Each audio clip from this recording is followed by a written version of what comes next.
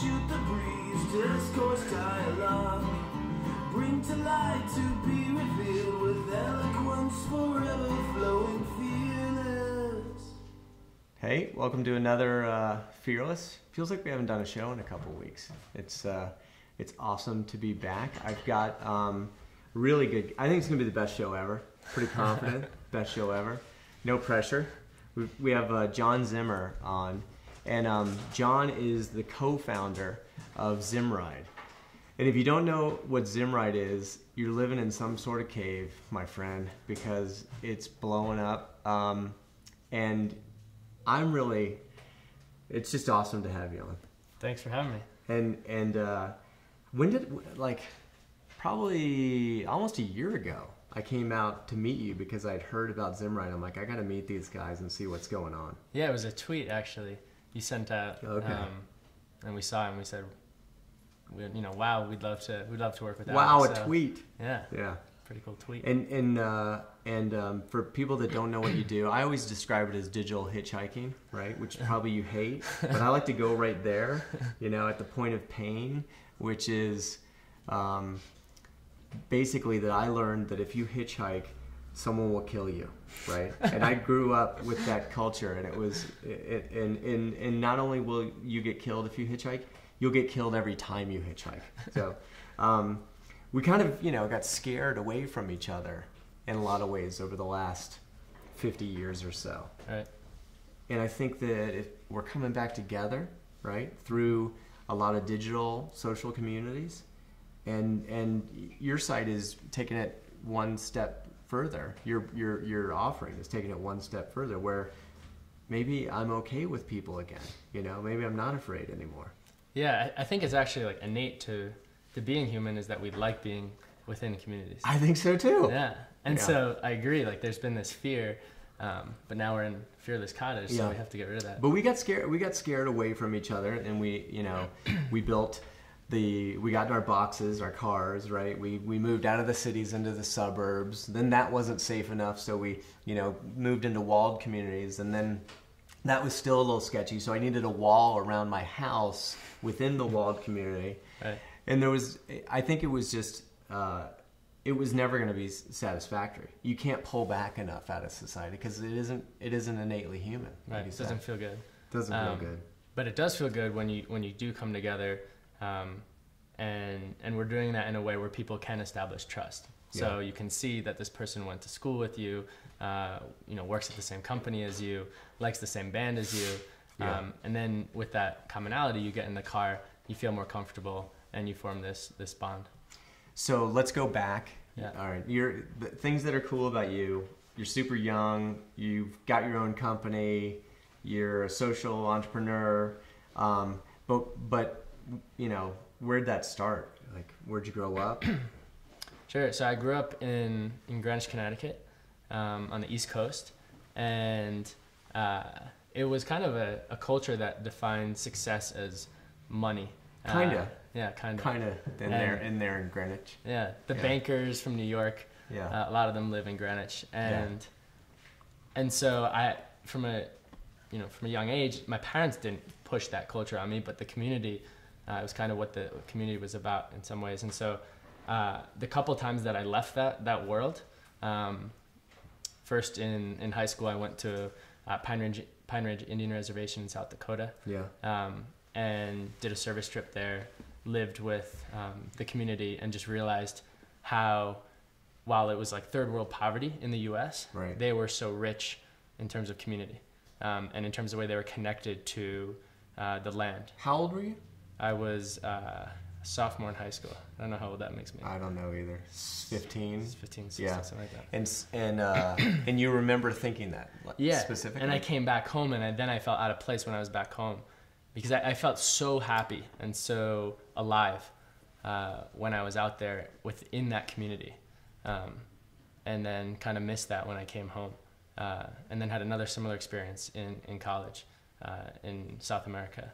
Mm-hmm. And just realized that to me, community was so important, and that it felt so good, and I wanted other people to feel that way. That's cool. So you wanted to. That's very much like a vision that you were able to capture, and somewhere in the back of your head, or was it really in the front of your head? Like, I'm gonna build community. I think it was in the back of my. I mean, I think I knew that that's what made me feel good. Yeah. I think it took a while for it to come to the front of my head and realize like I could, I could have my work be around that. Yeah, because you're surrounded by a culture in some ways is saying, yeah, that's probably not the way to go for you. Right. So yet you're noticing that that's where you feel better. Yeah.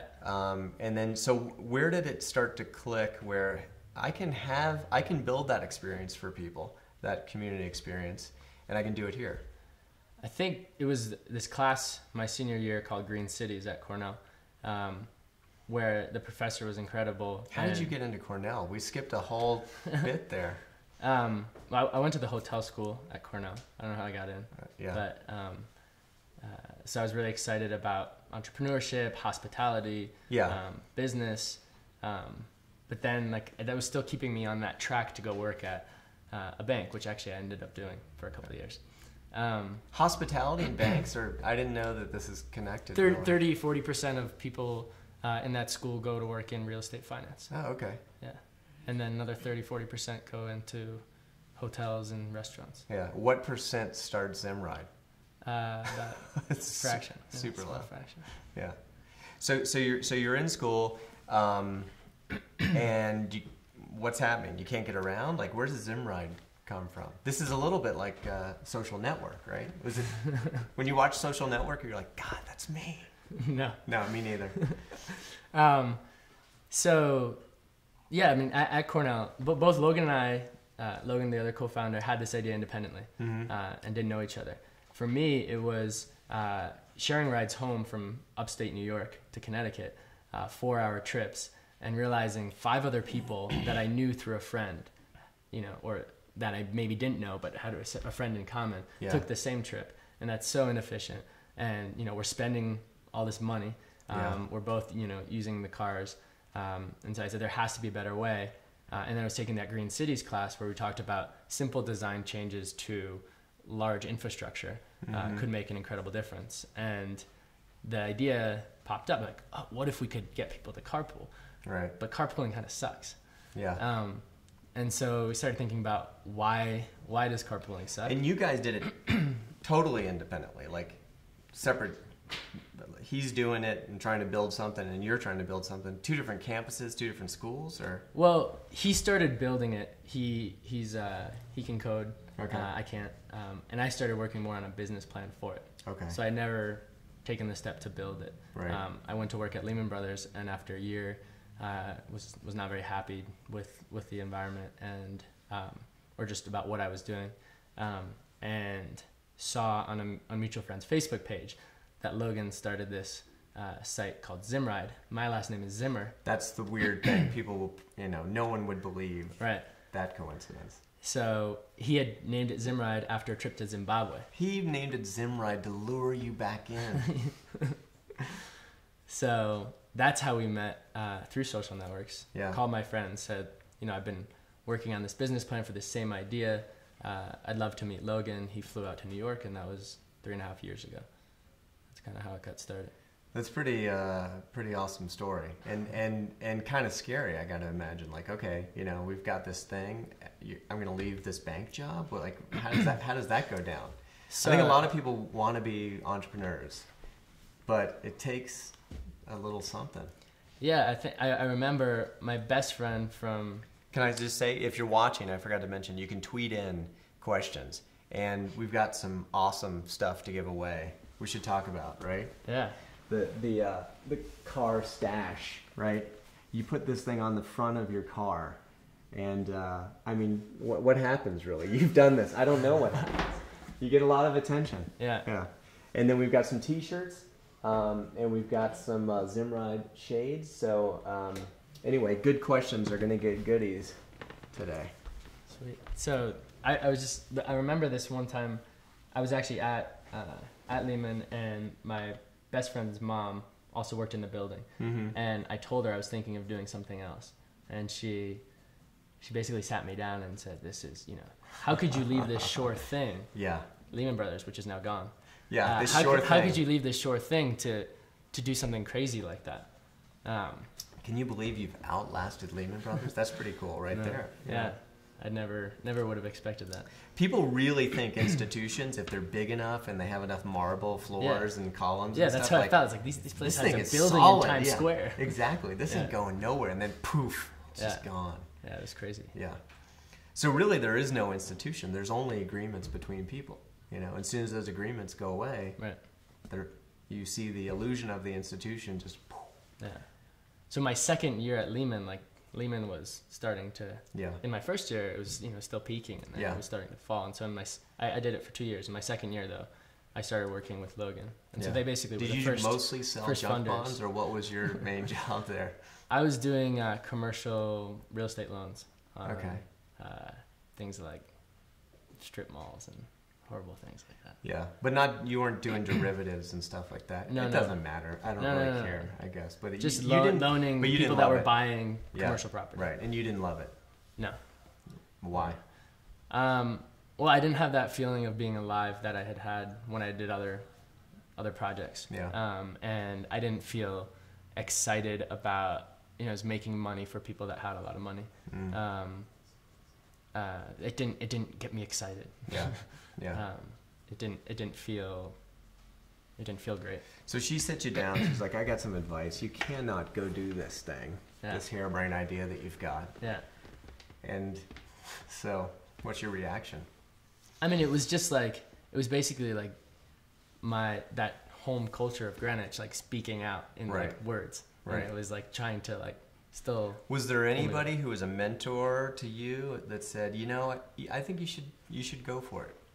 I think this professor who taught that Green Cities class, he pushed me to do it. He started a compost business before compost was, before people really did it. Yeah, people knew the word. Yeah. Yeah. So he was influential. And a friend of mine started her own company down in Georgia, and she was influential, I'd say. To me, and this is just really personal, but to me, you represent what it is to be an entrepreneur, to take an idea and actually run with it. Because I think I told you when I came out to meet you that one of the things I loved about Zimride was I invented it. I had this exact thought, and and when you're driving and someone's driving in their metal box next to you, and you get on in the same entryway, and you get off on the same exit. And then you pull one parking lot down from one another. You're like, this is stupid. Right. This is really not efficient. And yet at the same time, I wasn't gonna do it. Right. I'm like, I got this sure thing. I got a job. I'm not gonna go do something like this. So to me, you really represent that risk taking, that you need as an entrepreneur. But you also were I was gonna say you're young. You were young, but you had a job. You had an amazing job. Yeah. So how for people that are out there, where did you find that courage? You had this, was it in you? Did you need some voices to help you? What would you say to somebody who's in that same position and maybe ready and considering that kind of leap? I mean, I think I had started to become more myself after, in senior year and after. And that felt so good to step into my own, what was important to me. Yeah. And I just started. So I think it was an inner voice supported by really helpful advisors. But I would, I'd say, to me, I decided I want to make myself happy. Right. And the things I'm doing in my life now aren't doing that necessarily. Yeah. And so you wound up just. It sounds like you put a lot more value on happiness than on money. Yeah. And that kind of tilted the scales. Yeah, and I think I'd be wrong to say it's still that money isn't a motivator. Money. Yeah. Yeah, it's definitely a motivator, and I'm not. It's not a nonprofit. Right. It's a for-profit, and we want to build a very big company. Yeah. But I think that you can align that with happiness, and for me it wasn't before. How old are you? 26. And so have you seen the theory that experience and on the common presentation it says that 26 is the It's the place where your intellect and your experience converge, where you have those big breakthroughs. Yeah. And how long are you 26? Just a couple weeks. So hopefully this was the breakthrough. Yeah. You this know, is you got the two. moment. Yeah, you got 2 more weeks to Yeah. come up with one more thing, maybe. But it's pretty wild that you're 26 and you've got this company. This company, Zimride, it's funded, right? Mm-hmm. Yeah, we just last summer we got our first kind of more institutional round of funding. We actually originally got a Facebook grant for $250,000 back in 2008, and then we just raised 1.2 million from Floodgate, which is a group That's down awesome. in Silicon Valley. That's awesome. And when you go out to see you guys, it's cool because it's got that startup, just really cool energy. Everyone's in a good mood, but it's like everyone in one room. Yeah, right? And it's, since you were there, it's like doubled, but still in that same box. Yeah, yeah. So it's gotten really noisy, and there's a really good energy. We're actually now moving to San Francisco. Yeah. To have a little bigger box, but yeah, it feels exciting. A friend of mine who's spent his whole life in venture capital said that there's nothing like you know when a company's bootstrapping, Yeah. you know, and they're all together and it's small and it's starting up, that the happiness level of that company is just off the charts. And you could come back. This is not going to sound good, but you could come back when they're even, you know, when they're enormously successful. It's not the same, you know. So these are good days for you. I'm sure they're stressful and everything, but they're good days. Yeah, it's been fun. Yeah. So what's the big challenge with that you're facing? It's still, you know, facing people's idea that carpooling sucks, and that trying to convince them that what we're doing is different than how they're thinking about carpooling. Yeah. So I think most people, when we ask them, would you carpool when we're on these college campuses, they say, no, I don't think so. Yeah. And we say, well, what if you were to share a ride with someone else that is from Cornell, you know, and you're on Cornell's campus? They say, oh yeah, of course. And so it's like this huge change. That's amazing. When you frame the question slightly differently. We're so tribal. Yeah. Yeah.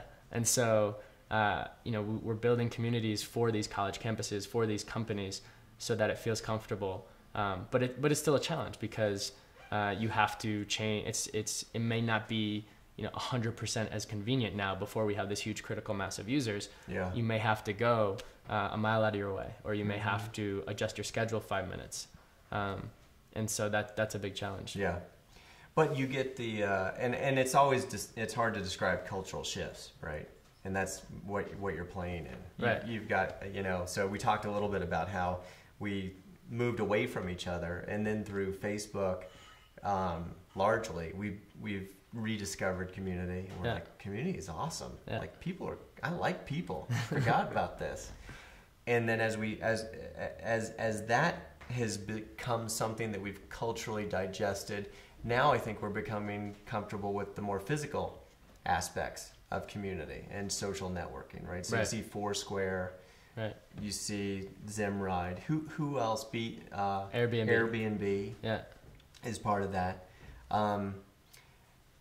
Is there any work being done by, you know, those sorts of companies to work together to you know, say, hey, it's okay to hang out with people? Airbnb is like a huge success right now, right? Yeah, it's grown really fast. They just raised a lot of money. You know, I think it's like hundreds of thousands of nights booked. Yeah. And if you don't know what Airbnb is, it is, I guess the concept is people rent out rooms in their homes as hotel rooms. Right. So it's like a bed and breakfast, but you know, anybody kind of just says, I'm now a bed and breakfast without the breakfast. Yeah, it can be potentially. They say from like couches to castles. So you can rent out a castle. Yeah. You can rent out someone's couch or someone's airbed. That's actually how it started, on an airbed.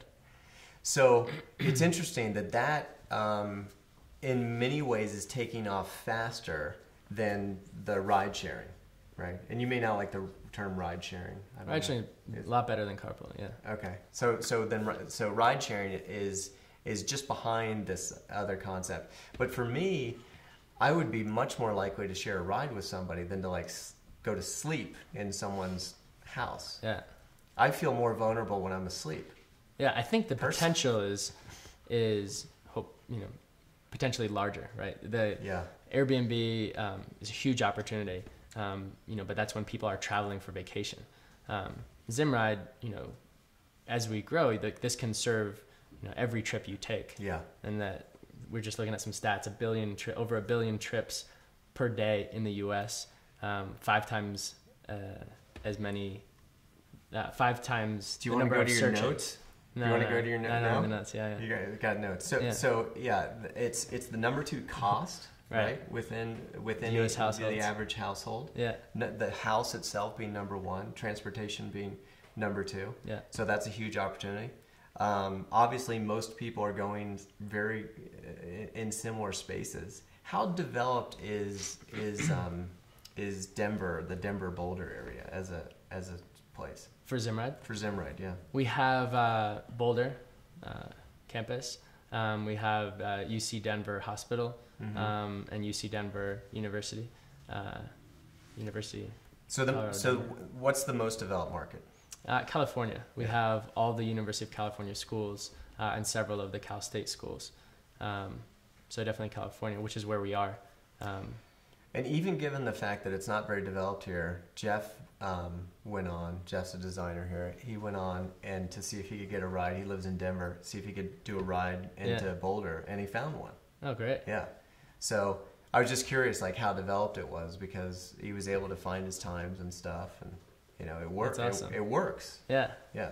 Yeah, and when it works, we love hearing about the stories. People tell us. Yeah. When they're surprised that it works. We get these comments like, I signed up and then a minute later I got a match, and the next day I met with someone. That may be another challenge, because maybe other people don't watch what happens when they get on the freeway the way you and I have, and maybe they don't realize that everyone's going generally the same places, right? And we could definitely be going together. So that could be another challenge. What are some of the favorite stories? I mean, you've been at this for a while. You probably have some cool stories. Yeah, we had one guy who wanted to go to a Jack Johnson concert on the East Coast, and we were working with Jack Johnson to do ride sharing to all his concerts. And this guy wanted to go but didn't have. Can I get a ride with Jack Johnson somewhere? He was giving people for real on-stage tickets if randomly for Zimriding to his concerts. Oh, that's cool. But this guy didn't have a car and wanted to go to the concert, signed on to Zimride, found a match, had a great ride. He actually ended up falling in love with the girl who drove him, and they now live together. So that's probably our favorite story we've heard so far. Yeah.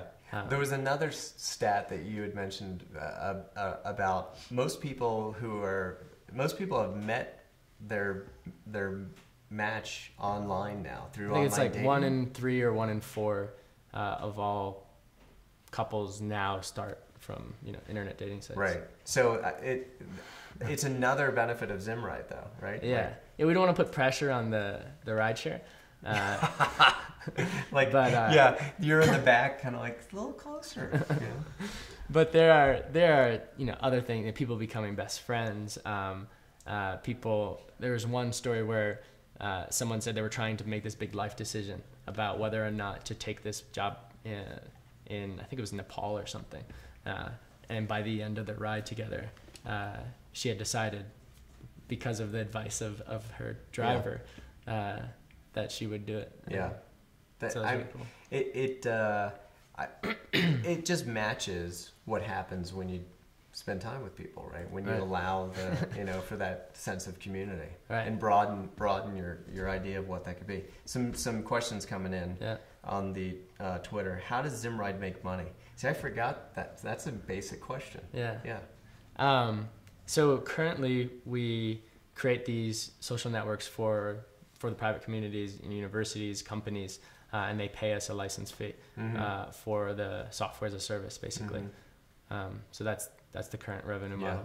Do you want to talk about potential revenue models? Or? Sure. I think if you look it sounded like there was a potential revenue.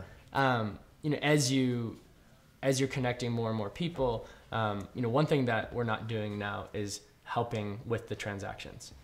So drivers say that one of the biggest motivators is the fact that they can split gas costs. We haven't even talked about that because that is happening, right? So Right. people are saying, hey, it's 10 cents a mile or whatever. The average is like 18 cents, I think, 18 that cents people a are mile. charging on Zimride Okay. right now. Yeah.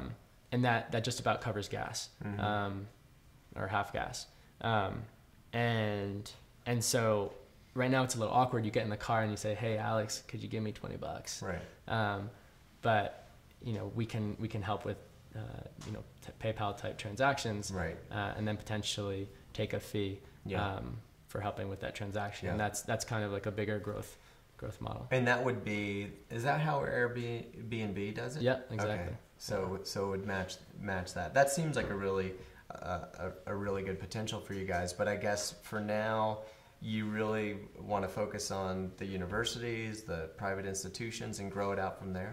Yeah, I think it's important that we make it work really well within this very or smaller trusted community. Yeah. And I think we'll be able to also then, we're starting to link universities together. Yeah. So all the UCs can actually become trusted partners and give their students and staff the option to post Get the ride into to the larger community. That's cool. The one thing I should say, I always say I invented Zimride, but the one thing that I didn't think of that to me is genius is the vetting through Facebook that you guys do. So if Jeff is looking at a potential person to share a ride with, he can go on, and Facebook's it's a pretty robust community, and they do a good job of ensuring that the people that are on there are actually people and not social bots and stuff like that. And you can look and realize, well, this person looks like they're married, looks like they're working at IBM, they've been right. It's not like an axe murderer. Right. And then if they have like 500 friends, or whatever their friend count is a helpful determinant. Because and it's really hard to make up that you have friends. Right. You need to actually have friends. Right. So I thought that was genius and an important improvement you made to my idea when you actually executed it. So that's good. Couple. You think that last question was worth? How do you make money? It's worth sunglasses, right? Yeah. Yeah, we'll give some sunglasses out for that question. Was there a single most important influence to take Zimride from an idea to a real life project? We maybe kind of covered that, but yeah, I mean, I think it was a couple for me. It was that first that time spent on Pine Ridge, South Dakota, and then I'd say my professor in that class. Have you been back to Pine Ridge? I haven't. Could do a Zimride Pine Ridge. Could. Within that community, maybe. Yeah. As it grows, do you anticipate resistance from big oil as a result of the reduced demand and, in theory, cost for gas and oil? I don't know. I don't think we think about that too much. Seems like you'd have to get awful big before that would be an issue. Yeah. But I think car manufacturers are starting to take note that transportation is changing. Yeah. Some of them are changing kind of what they're called to like mobility companies. Who did that? It could be BMW or Ford. I'm not sure. But I think more than one have started kind of moving in that direction. It's the way to go. So I think their car manufacturers are more aware of things like Zipcar, relay rides, which is Zipcar for your personal cars, and Zimride. They're starting to actually pilot. Like Chrysler, Daimler has a car sharing that kind of similar to Zipcar down in Austin, Texas, that they're piloting. What about using Chevy owners as a community that you provide this for? Yeah, we really early on when we didn't have a business model, we actually, to that other question, we stumbled on our business model because we were at Cornell saying, will you guys promote this service? We're going to give it to you for free.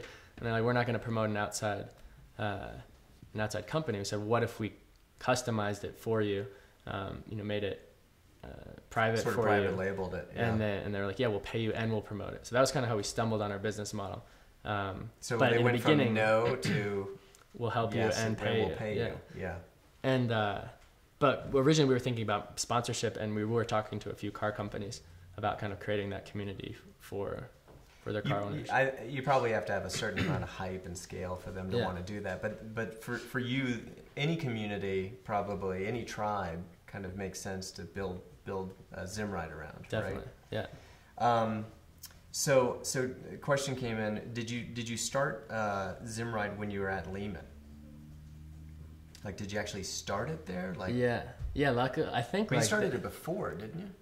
The business plan and kind of like the writings in a journal. Yeah. Were at Cornell. Okay. But I did start working on it in my second year. Yeah. I feel like I'm confessing because I feel like if they were still they were paying you to do something. It doesn't seem entirely. Yeah. Well, I still did my job. I'm kidding. But there was less work to do in the second year. Yeah. And yeah, I think if they weren't bankrupt, there might be a way for them to say they own Zimride. Really? I don't know. No. I don't know about that. You worked on it at nights, right? Yeah. Yeah. Yeah. I mean, worked a little bit. I think like I remember we did a. You are going to really confess now, yeah. Yeah, I mean, I worked on it during the day, most of the day. Yeah. Yeah. But also nights.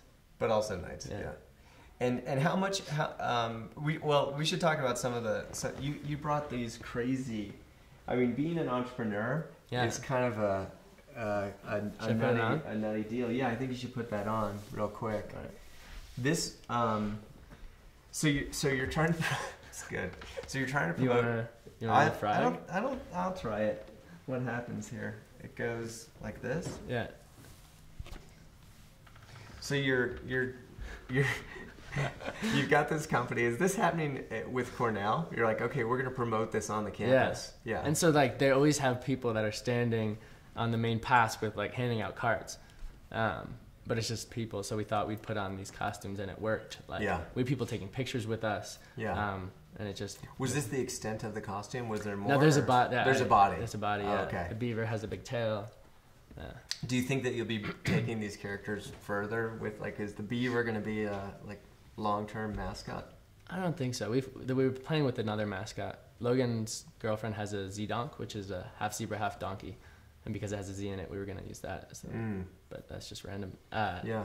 I don't think so. No, I don't know, but it's part of your DNA now. This deal here. These we can't give away because this is like part of the history of Zimride, right here. When like, I really would not want to put on this ever. And I mean, I have it on now, but I wouldn't want to like walk around and hand out pamphlets and stuff. It takes a little something. Took a few shots. Yeah, it takes some shots. Yeah. So you're drunk, handing out Mm-hmm. pamphlets, and so that's the kind of commitment it takes to be an entrepreneur, though. Pretty much. Yeah. How, like, I guess it comes from desperation, though, right? Like, where does it come from? No one else is going to do it. Can I take this off now? Yeah, let's do that. I don't know, desperate. I mean, it just like, just you have to will it. Like, I mean, I've heard it described as kind of like trying to pull an airplane and making it take off. Mm-hmm. And if you think about it, it's impossible. But I don't know, push yourself to the level where you actually start pulling the rope. Mm-hmm. And maybe that was when I put on the beaver suit. You talked about design before the show and how important you think design is in this business and maybe every business. And you're not a designer, don't come from that background, but you're taking classes in design. Yeah. I think Logan and I realized, 6 months, a year ago, that really like the biggest thing we're lacking is like a focus on design. Mm-hmm. And that really the problem we're facing is not like a technological problem we need to overcome. It's really a design problem, human interaction problem. Mm-hmm. And so, but I think that's true of now a lot of businesses, a lot of web businesses, that design is taking more and more of a front seat. We've just hired a full-time designer. We take these classes with a design consultant, and it's dramatically changed how we operate. Yeah, and you were saying that you go through a process. You're putting stickies up. Everything's got to be physical. Yeah. You've got to. What's that like? How does that work? When we first sat down with Janice, who we work with on this, she was putting like stickies and Sharpies out, and I was like, oh my god, like I don't want to be in second grade. Yeah, right? I got a company to run. Yeah, but then like, once I like let myself do it, it was game changing. It was amazing. Yeah. You put physical sticky notes on the wall to organize ideas. It's just a big part of it is like everyone independently working to generate lots of ideas. Yeah. And then bringing them together and whittling them down. We did an awesome exercise last week or maybe it was this week. They're all blurring together, but on the entrepreneur's path, right? For Common, because we're going to try to build this community. Yeah. And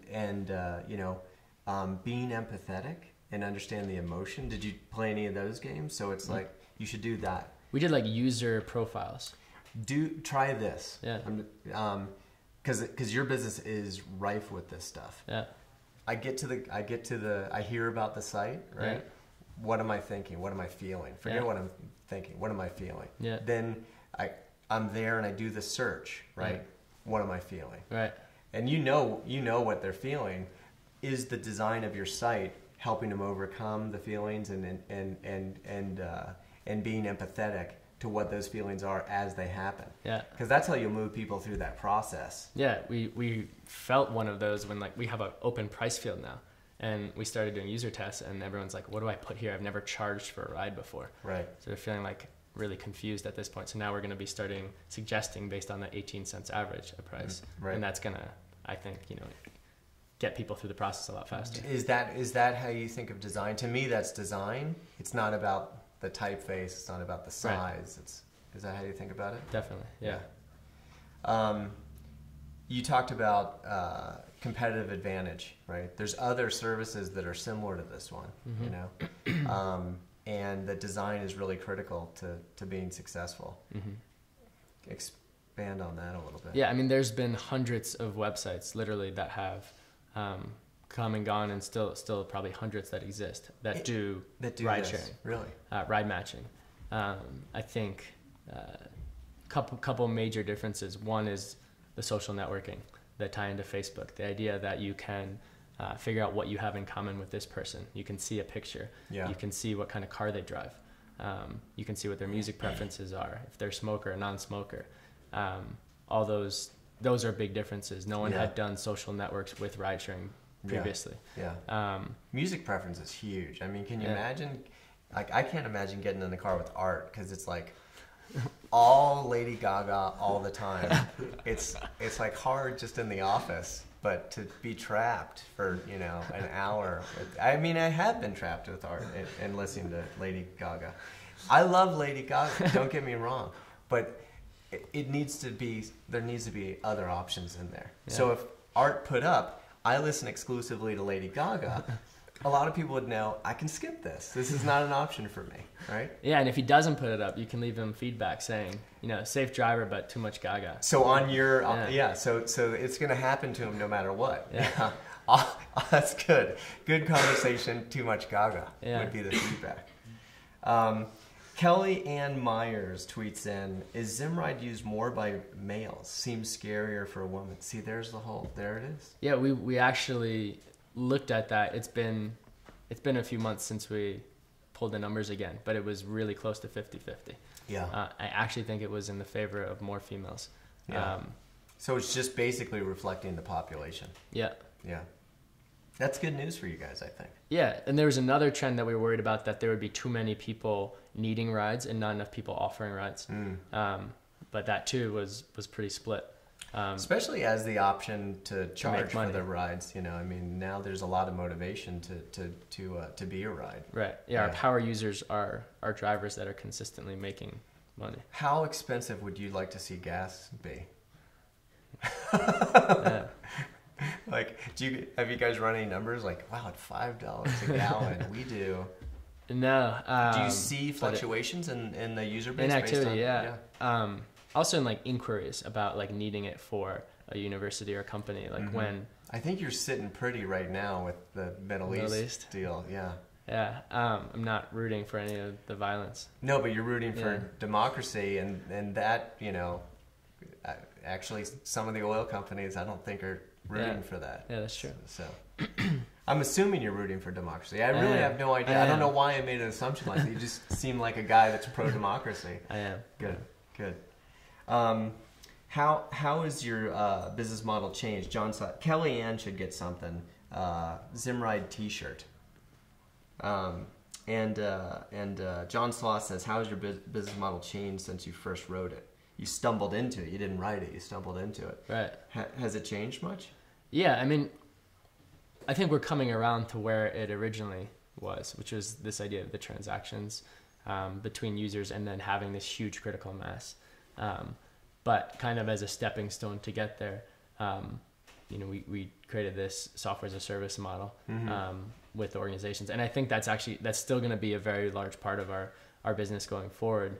Because it offsets your costs as you build too, right? Yeah. But it adds a lot of value. They're getting statistics on how much on the reductions on their campuses. Parking spaces can cost anywhere from $4,000 for surface up to $40,000 for underground. That these universities and companies are trying to avoid. So I see us still adding a lot of value and growing that business while at the same time going after the consumer market. What kind of data spins off your business that seems to have value? Transportation patterns. So you can, and it's really neat to see, we have maps where you can see areas where people are needing a ride versus offering a ride. And we color code it. So when a certain area is red, we know there's a lot of need in that area. So then you could say to that university or universities are doing van pools a lot, or companies are doing shuttles. You could basically highlight for them that this is an area where you could add, another van pool or shuttle. Yeah. If you were a person who was charging for rides, you might want access to that as well, right? To know that you're in a high need zone. Right. Might be. It could be cool to know up front. Exactly. That's what I'm saying. In your zip code, say what's the likelihood that you're needed. And you could price based on that. Right. So that might be, some stuff that you would make transparent to the community so that people could say, well, I'm in a, high need area. So it's, that's really cool. 25 cents a mile. Yeah. You did invent Zimride.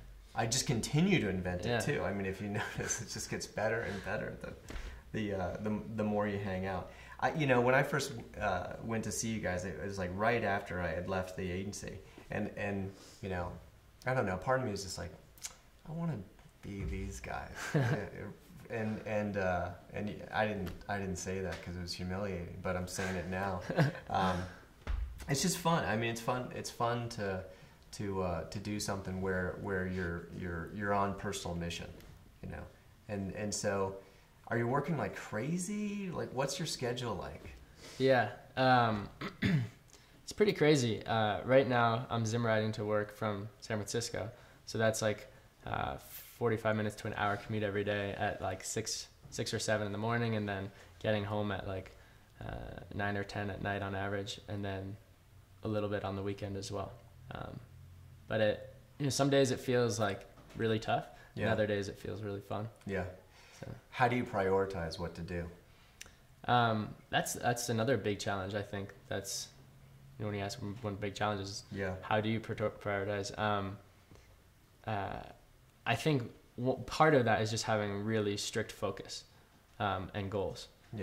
And so we just actually put up our 2011 goals, and basically filtering, does this activity help me towards my main goal? And if not, it sounds exciting, but we have to table it for now. Yeah. Awesome question came in. Have you considered using your members to advocate for more carpool lanes? No, we haven't. It's a good idea. It's a good idea. Yeah.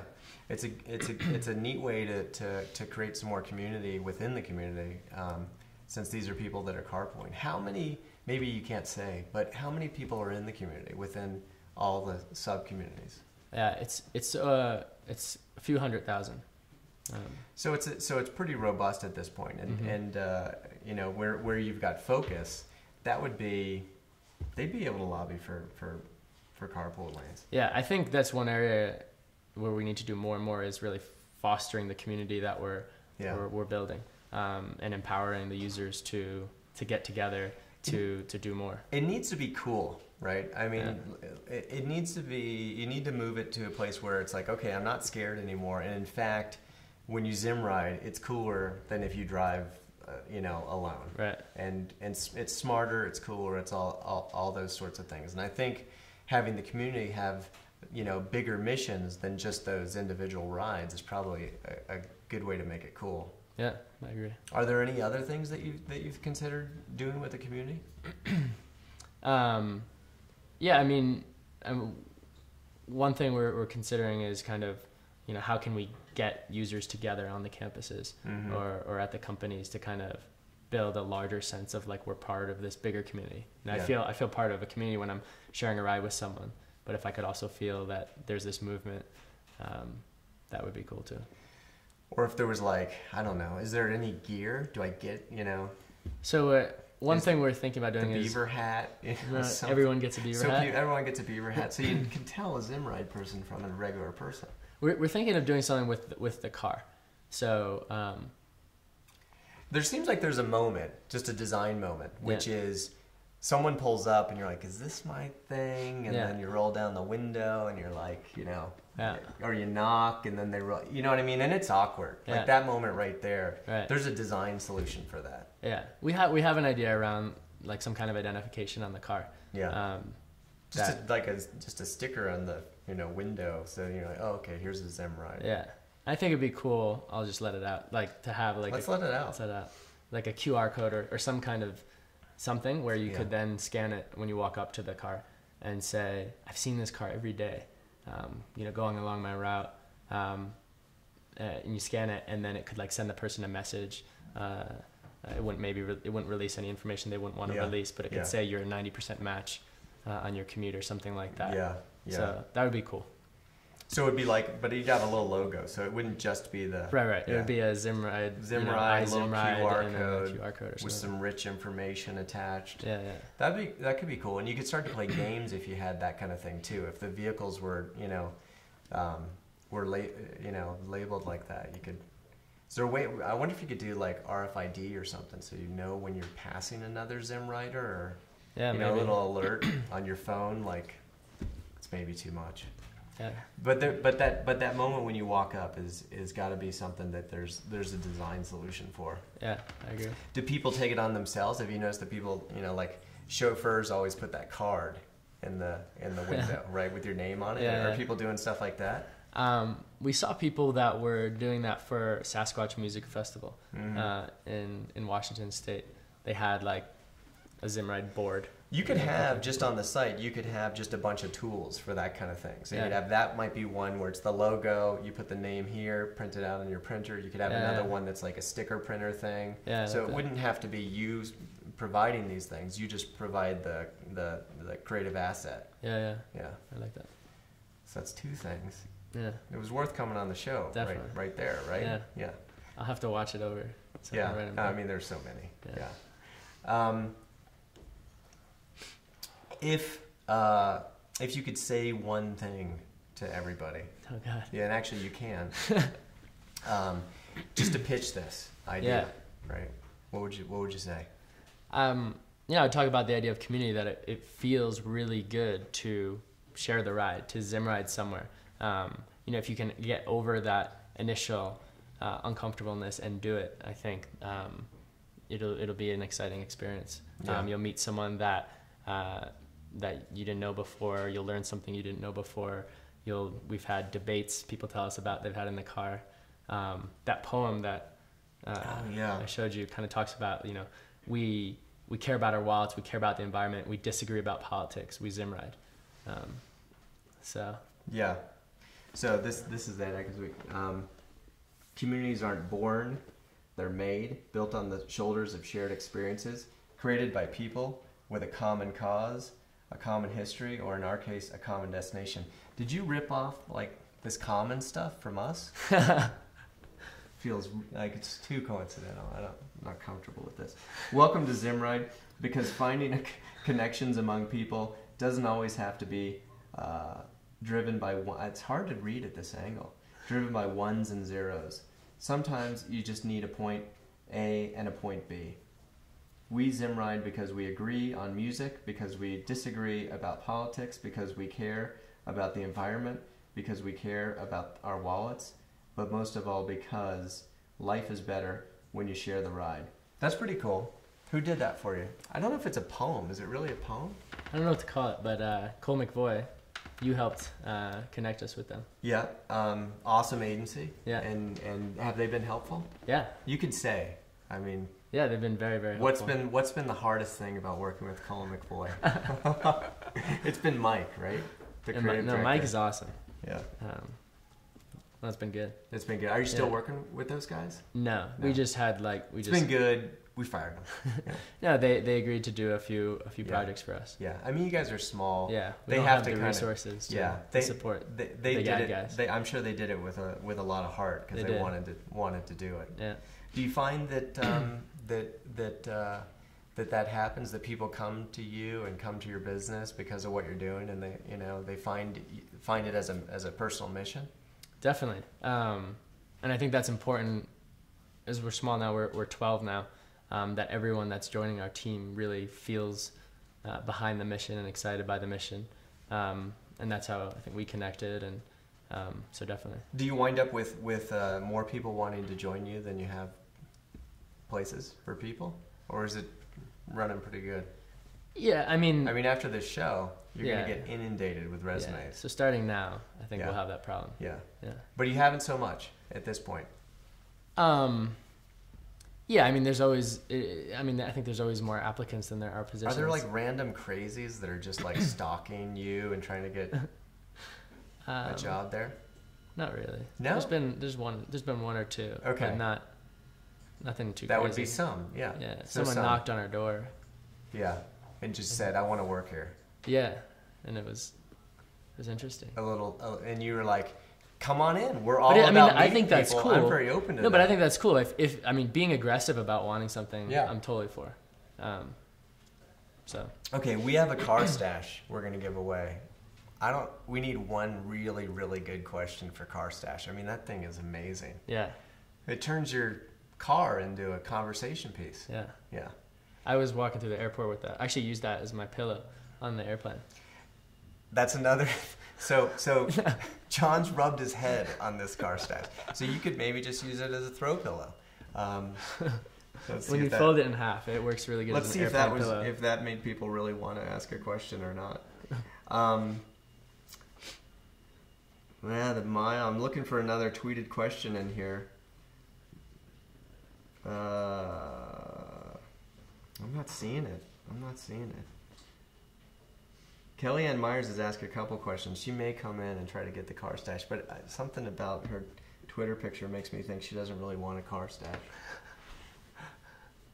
How many people actually like a car stash? Probably not that many. I'm trying to give it away because I don't want to put it on my car. I'm kidding. I actually would like to. It's the new horn, really, the car stash. Yeah. So here's another, like, who makes the car stash, and how'd you get hooked up with them? I don't know how we stumbled upon it, but they actually live like a few minutes from where we work, in Menlo Park, California. It's just and I actually realized the guy who started it is a friend of a good friend of mine, but just a guy who's getting it manufactured. And is it blowing up? I mean, is it? It's still rare for me to see. I haven't seen any. I've seen maybe one on the road. Yeah. In Palo Alto. In the area where they're made. It could have been, it could have been a promotional item. Yeah. It's a good idea though. Cars need a stash. Kind of need it. Need a stash. Where would you like to see Zimride, in 2 years? And I think I would also add to that, if there's people watching and they want to help. Yeah. Like what would be the best way to help you guys out?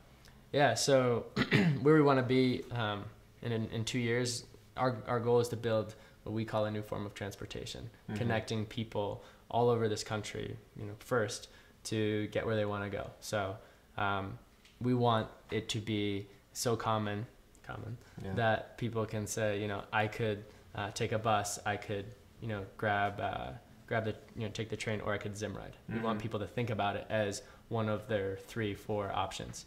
And we have a lot of work to do. So we'd love help. We need help. We are hiring.